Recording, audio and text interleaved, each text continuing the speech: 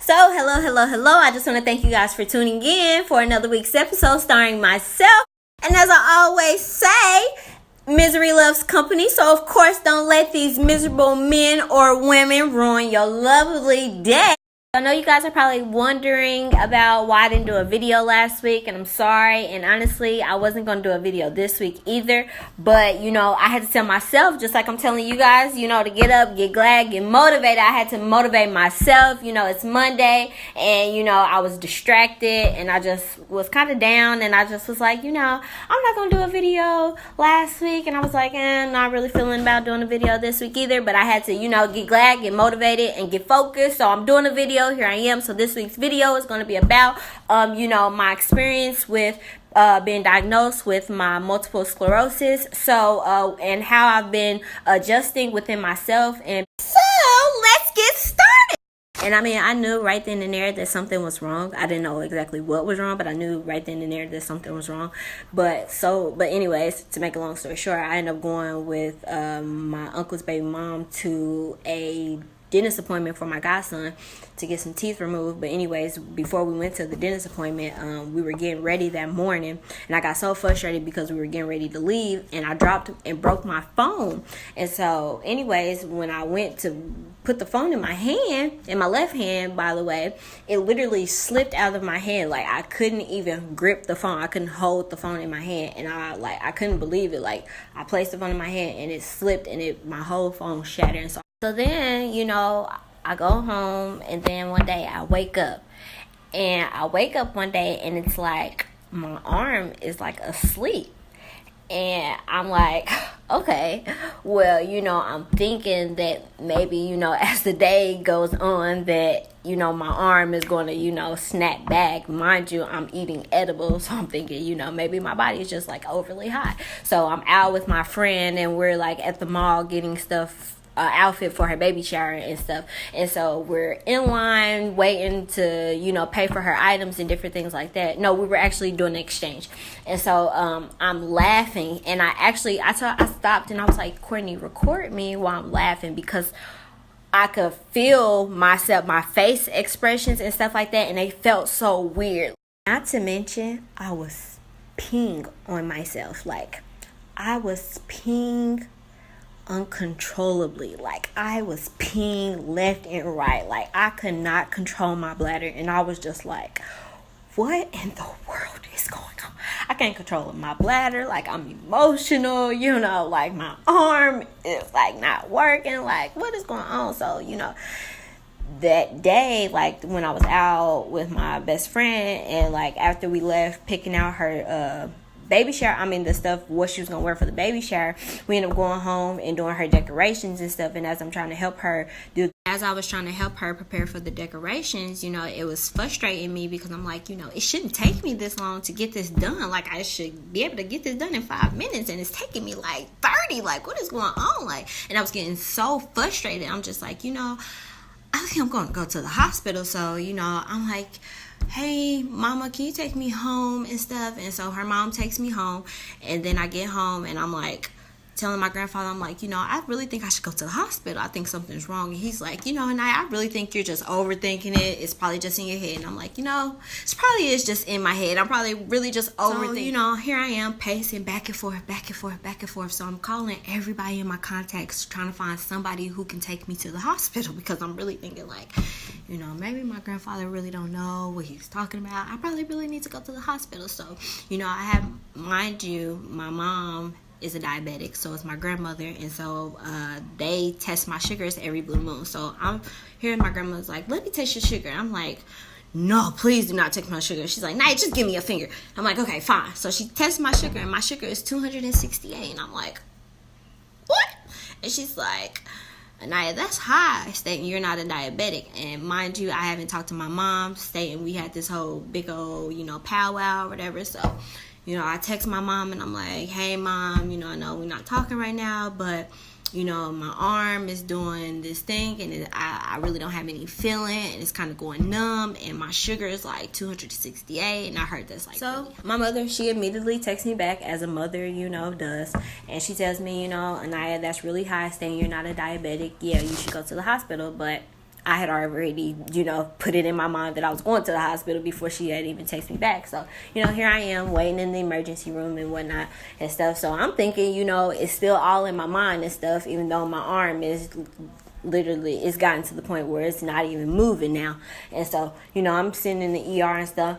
So they've taken me back where they're running tests on me and stuff. So they do a CAT scan on me first. So the CAT scan comes back that I have a spot on my brain. So I'm like, okay, I got a spot on my brain. And so the doctor tells me, we're going to keep you a little bit longer. We're going to run a couple more tests on you. So I'm like, okay, shoot. Okay, what's that mean? So they keep me for a little bit more tests. So the next test they do what did they do? They did they did an MRI on me next. So the MRI comes back, says that I have lesions on my spine. So I'm like, okay, so yeah, they tell me that I have lesions on my spine, and they tell me that they're actually going to keep me instead of letting me go home. So I'm like, I've been in the hospital. Well, I've been in the ER for now 16 hours. What I thought was going to be an in and out trip. You guys are going to keep me is what you're telling me. And you guys are going to admit me to the hospital. Okay. So they admit me to the hospital. In and out trip turned into a 6-day trip in the hospital. And so they admitted me to the hospital. I stayed in the hospital within the next, I think over the course of 3 days, I was diagnosed with MS. Over the course of 3 days, my brain began to kind of shut down. It was almost like, because they didn't know at first if I had MS or if I had a stroke, because I had I don't know what to call it. I had like disfiguring in my face. It was like really hard for me to smile, and I felt like I was one of those people who had a beautiful smile at first, and then once I was diagnosed with my smile, it was like diagnosed with my disease, it was very hard for me to smile. It was hard for me to concentrate. It was hard for me to focus. It was like my emotional state was very off balance. My emotions were very much all over the place. It was very hard for me to control my bladder, and so I was urinating all over the place. I peed, all the time, anytime, everywhere. Didn't matter when. I was just peeing and stuff like that. So over the course of the 6 days of me being in the hospital, I began to shut down. Like, I was just losing it. I was just like, I woke up one day feeling, I went from being normal. Like, literally, it's like you wake up one day and it's like you don't even know who you are anymore, because your whole life has changed before your eyes. Like, you're no longer the person that you were. It's like literally you are a whole nother human being. You have to learn to adjust to a whole new life. So it's like, I had to literally learn to use my arm all the way over again. Like, everything that was easy to me before became hard to me.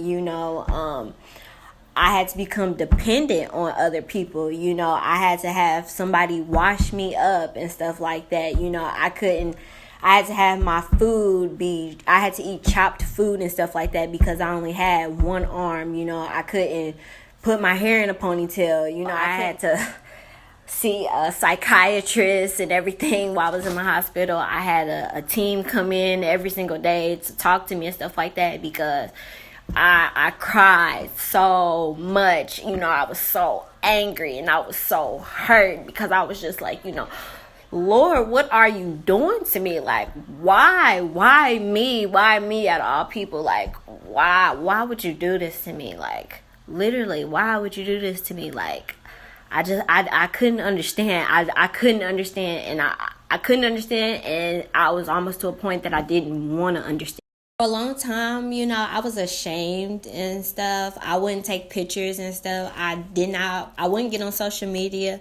I didn't want people to see me. I would not come out. I would hide, because, I was so embarrassed of who it was that I had become. Of course, people are so nosy. Everybody wants to know what it is that you got going on and stuff like that, especially when they think it's something bad. Everybody wants to know what it is, what's going on, what it is, what's going on with Anaya, what's wrong with Anaya. Everybody wanted to know, and it's like, I didn't want nobody to know. I was hiding, and it was all because I wasn't comfortable. And I had my first experience, actually my first doctor's visit when I was released from the hospital. My first doctor's visit was my first experience of having a bad day. And sadly, with my disease, because everybody's experience with their disease will be different. Nobody's experience will be the same. Now, some things about your experiences will be the same, but a lot of it will be different. And so I have a lot of troubles with my legs. My legs get weak sometimes, or I have a lot of pain with my legs and stuff. So I have to use a cane. I have to use a cane some days. And, that was a big obstacle that I had to cross. So my first bad day, my grandmother gave me a cane, and I was like, what? You expect me to go out with a cane? And not to mention the cane was all scratched up and beat up. I told my mom, I don't want to use my cane. I don't want to walk with the cane. People staring at me, everybody's looking at me all weird and stuff like that. All eyes on me. I don't want to walk with the cane. No. If I got a bad day, I'll just push through. I don't want to use the cane. And my mom was like, you know what, Anaya? You're going to have to get over it, because the thing about this disease is, sweetheart, there ain't no cure. You're going to have this disease for the rest of your life. And guess what? It's probably going to get worse. It ain't going to get better. It's probably going to get worse. So guess what? You're probably going to need that cane. You ain't going to be able to get rid of it. So guess what? You're going to have to make the best of it. You got to make the disease your own. You feel me? You got to make the disease your own. So guess what I did? I went home. I bedazzled my cane. I made my cane comfortable for me. So now when people see me, you're right. They wonder, who bedazzled your cane? And I tell them, I did. And I tell them, my story, why I bedazzled my cane and my experience. And, I had to tell myself, and I had to constantly remind myself, Anaya, you are just as beautiful as you were before you were diagnosed. And you know what? Ain't nothing changed. All flaws and all and stuff. And you know what, Anaya? Actually, you are a better Anaya than you were before you was diagnosed. So don't let that stop you. Don't ever, no matter what comes in front of you, you can overcome it.